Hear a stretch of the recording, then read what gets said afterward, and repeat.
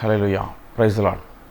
கர்த்தரும் அருமை இரட்சகரும் ஆகிய இயேசு கிறிஸ்துவனுடைய இனிதான நாமத்தினால் உங்களை யாவரை வாழ்த்துக்கிறேன். திங்கட்கிழமை சாயங்கால வேளையில் உங்களை சந்திப்பதில் பெரிய மகிழ்ச்சி. நேற்றும் இன்றும் என்றும் மாறாத இருக்கக்கூடிய கர்த்தரை ஆராதிக்கக்கூடிய பிள்ளைகள், விசேஷமாக அவர் பேரை பெருமைப்படுத்தக்கூடிய பிள்ளைகள், அவர் நாமத்தை மகிமைப்படுத்த பிள்ளைகள் இந்த சேனலை பார்த்துட்டு இருப்பீங்கன்னு நான் விசுவாசிக்கிறேன். ஜெபிக்கலாமா? இரக்கம் நிறைந்தவரே, இரக்கத்தின் ஐஸ்வர்யனே, கெட்டு போகாதபடி சுத்த இருதயம் உள்ள பிள்ளைகளா, சாட்சி பகிரத்தக்க நல்மன சாட்சியும் சுத்தமான ஜீவியத்தையும் தந்து பரிதவிக்காதபடி பாதுகாத்து இதுவரையும் தாங்கி சுமந்து தப்பு வச்சிங்களே எங்கள் ஜீவனில் பலனானவரை, நேற்றும் இன்றும் என்றும் மாறாதவரை, நாங்கள் தப்புவித்து ஓடத்தக்க, மிதிபடாதபடி தப்புவித்து ஓடத்தக்க எங்களுக்கு ஞானமும் கிருபையும் தரப்போகிற இரக்கத்துக்காக நன்றி செலுத்துகிறோம்ப்பா.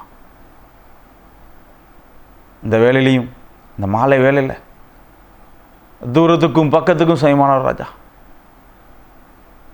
முதியோர்களுக்காக, தேசாதிபதிகளுக்காக, வியாதியிலையும் வறுமையிலையும் போராடிக்கிட்டு இருக்கிற ஒவ்வொரு பிள்ளைகளுக்காக கர்த்தரின் வாஞ்சையை நிறைவேற்ற மாட்டாரா? என் நோக்கங்கள் நிறைவேற்றப்படாதா? என் எண்ணங்களும் என் நோக்கங்களையும் கர்த்தர் விசாரிக்க மாட்டாரா? நான் சுத்த மனசாட்சி உள்ளவனா மாறிட மாட்டேனா? எனக்கு இருதயம் கலங்காதபடி கர்த்தர் சமூகத்தில் நான் ஒப்புரவாக மாட்டேனா? என் பாவங்கள் மன்னிக்கப்படாதா? என் சாபம் நீங்கப்படாதா? என் வேதனை, என் கொடிய பற்களிப்பு சகலத்தையும் கர்த்தர் எனக்கு மாற்றி தர மாட்டாரான்? வாஞ்சையோட ஏக்கத்தோட கர்த்தருடைய முகப்பிரகாசத்தை தேடி பார்த்துக்கிட்டு இருக்கிற ஒவ்வொரு பிள்ளைகளையும் கர்த்தர் சொல்கிறார், இந்த நிமிஷத்தில் என் தயவு உனக்கு புறப்படும். இந்த நிமிஷத்தில் என் தயவு உனக்கு புறப்படும் மகனே, மகளே, என் தயவை நீ பெறுவேங்க. இந்த சேனலை பார்த்துக்கிட்டு இருக்கிற ஒவ்வொரு பிள்ளைகளையும் உங்கள் சமூகத்தில் தரம் தாழ்த்துக்கிறேன். பச்சிலம் பிஞ்சுகள்லேருந்து சிறு குழந்தை வரை உங்கள் கரங்களில் ஒப்பு கொடுக்க, திறந்தாழ்த்தி அர்ப்பணிக்க தயவாய் நடத்துங்க. ஆசீர்வதி. இயேசு மூலம் ஜெபிக்கிறோம் பிதாவே, ஆமென். ஹல்லேலூயா, ஹல்லேலூயா. வேத வசனம் சொல்லுது, அவருடைய பிரமாணங்களை விட்டு விலகிடக்கூடாதான். அவருடைய பிரமாணங்களை விட்டு விலகிற சகல பிள்ளைகளுக்கும் இந்த தேசம், இந்த உலகத்தில் பெரிய தண்டனை. அநேகருடைய கேள்வி என்னென்னா, நான் ஏன் இன்னும் சாபத்திலே இருக்கேன்? எனக்கு ஏன் விடுதலையே இல்லை? எனக்கு ஏன் இன்னும் விடுதலை கிடைக்க மாட்டேங்கி? நான் பல வருஷமாக கஷ்டத்திலே வந்துக்கிட்டு இருக்கேன், கஷ்டப்பட்டு பாரப்பட்டுக்கிட்டே இருக்கேன், நான் கண்ணீர் மல்கி தான் இருக்கிறேன், இடைவிடாமல் நான் கண்ணீர் வடிச்சுக்கிட்டே இருக்கேன், என் பிரமாணங்கள் கர்த்தர் சமூகத்தில் எட்ட மாட்டேங்க, அவர் பிரமாணத்தை நான் நிறைவேற்ற மாட்டானா? ஆம் பிள்ளைகளா, தேவ கட்டளையை நிறைவேற்றாதபடி இந்த உலகத்தில் கடந்து மிதிபடக்கூடிய பிள்ளைகள் நம்ம தான். நான் சொல்லலை, வேத வசனம் சொல்லுது. கர்த்தருடைய பிரமாணத்துக்காக நான் உருவாக்கப்பட்டிருக்கேன், தேவ சித்தம் செய்வதற்காக நான் உருவாக்கப்பட்டிருக்கேன். நான் தேவ சித்தத்துக்குரிய பிள்ளை. தேவ சித்தம் மட்டும்தான் என்னுடைய சாயலிருந்து வெளிப்படும். இந்த தேவ சித்தத்துக்கு புறம்பா, தேவ பிரமாணத்துக்கு புறம்பா, தேவ பிரமாணத்துக்கு விரோதமாக நடப்பட்ட அவ்வளோ பிள்ளைகளும் இந்த உலகத்தில் மிதிக்கப்பட்டுக்கிட்டு இருக்கோம். இந்த உலகத்தில் அடிமைத்தனத்திலையும் சுவாதீனத்திலையும் ஒப்பு கொடுக்கப்பட்டுக்கிட்டு இருக்கோம். நான் பிரமாணத்தை கை கொள்ளுவேன், இந்த வேத சட்டத்தை கை கொள்ளுவேன், இந்த வேதத்துக்கு பிரியமாக வாழுவேன், இந்த வேதத்தை நான் தியானிப்பேன். இன்றைக்கி அநேகருக்குள்ள இந்த வேத வாசிப்பே இல்லை, இந்த வேதாகமத்தை புரட்டுறதே இல்லை. என்னைக்காவது ஒரு நாள் ஆராதனைக்கு போகும்போது மட்டும் அதை எடுத்து தூசி தட்டக்கூடிய பிள்ளைகளாக காணப்படுறோம். ஆனால் நம்ம எல்லாரும் கேட்கக்கூடிய கேள்வி, நான் ஏன் தண்டனைக்கு ஒப்பு கொடுக்க போடுறேன்? எனக்கு ஏன் மீட்பே இல்லை? எனக்கு ஏன் விடுதலையே இல்லை?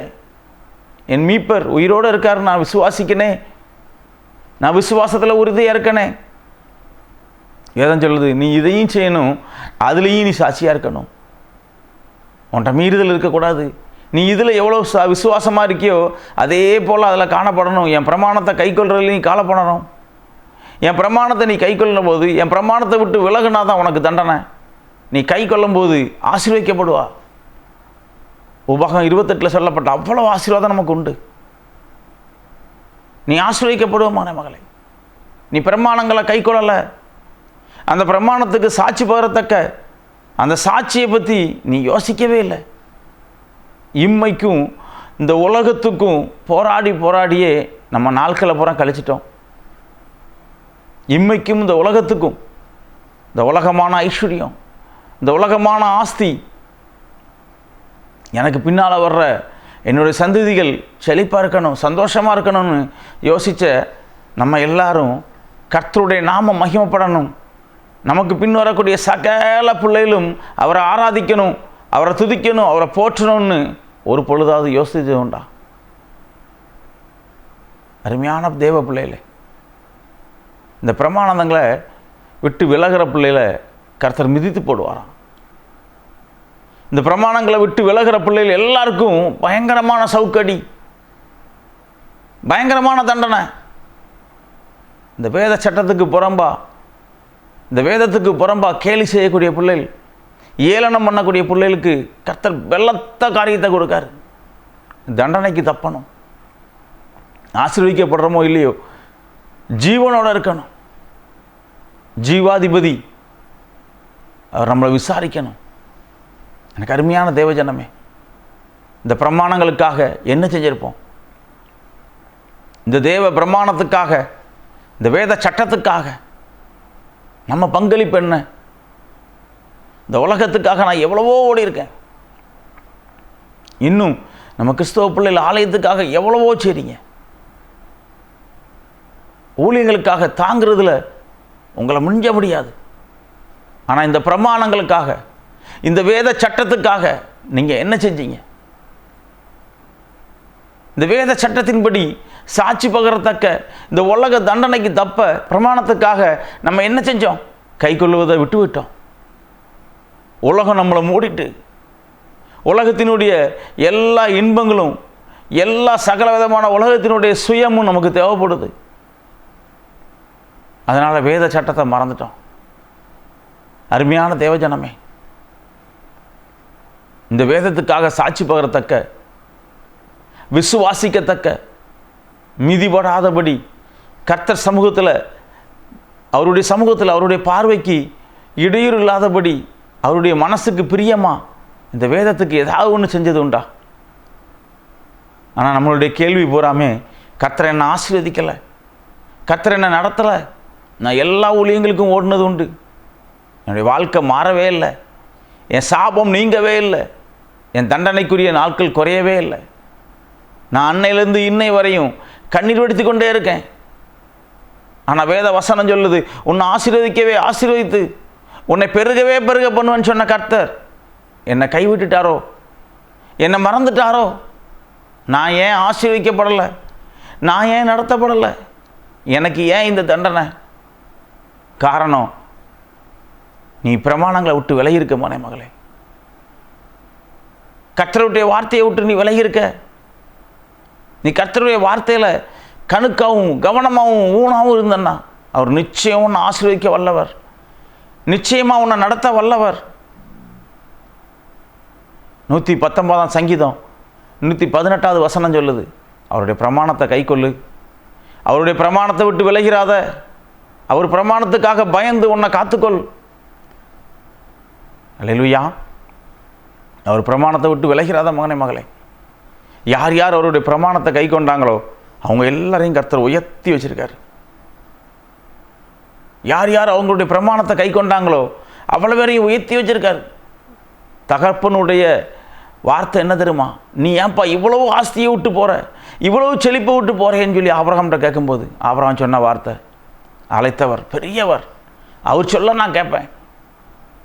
அவ்வளோ ஆஸ்தி, அவ்வளோ செழிப்பு, அவ்வளோ பெரிய காரியத்தை விட்டு கர்த்தருடைய வார்த்தைக்காக தேசத்துக்கு அவன் புறப்பட்டு சென்றான். கர்த்தருடைய வார்த்தைக்கு கீழ்ப்படிந்தார் அவர். இன்னைக்கு அவருடைய வார்த்தைக்கு கீழ்ப்படியக்கூடிய பிள்ளைகள் யாராக இருக்கமா? கர்த்தருடைய வார்த்தைக்கு கீழ்ப்படியக்கூடிய பிள்ளைகள் இருக்காங்களா? கர்த்தருக்காக சாட்சி பகரக்கூடிய பிள்ளைகள் இருக்கா? இந்த வேத பிரமாணத்துக்கு பயந்து நடக்கக்கூடிய பிள்ளைகள் இருக்கமா?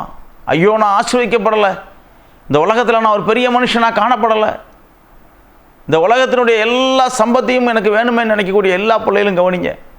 நான் ஆசீர்வதிக்கப்படணும், என் கடன் பாரம் நீங்கணும், என் வறுமை நீங்கணும், என் கஷ்டம் நீங்கணும், நான் வாங்கியிருக்கிற எல்லா கடனையும் செட்டில் பண்ணணும், சந்தோஷமாக வாழணும்னு நினைக்கிங்களா? கர்த்தருடைய பிரமாணத்தை நீங்கள் கை கொள்ளணும். அவருடைய பிரமாணத்தை கை கொள்ள உங்களுடைய ஒவ்வொரு காரியத்தையும் அவர் வாக்கியம் பண்ணுவார். ஒவ்வொரு நாளும் ஒவ்வொரு நிமிஷமும் அவர் உங்களோட இருப்பார். உங்கள் நினைவுகள் அவர் நினைவுகள் அல்ல. மேலான காரியத்தை கர்த்தர் செய்ய போறார் பிள்ளைகளா. இந்த நிமிஷத்தில் ஒரு பெரிய மேலான காரியத்தை செய்ய போறார். ஐயோ, நான் கலங்கி தவிக்கனே, நான் கலங்கி கொண்டிருக்கனே, எனக்கு நிம்மதியே இல்லை, நான் நடத்தப்படணுமே, நான் ஆசீர்வதிக்கப்படணுமே, நான் பற்களிப்புலையும் ஆளிலையும் இந்த உலகத்தில் நான் உருண்டு வாரனே, என்னை பலப்படுத்துவாரா? என்னை பலப்படுத்துவாரா?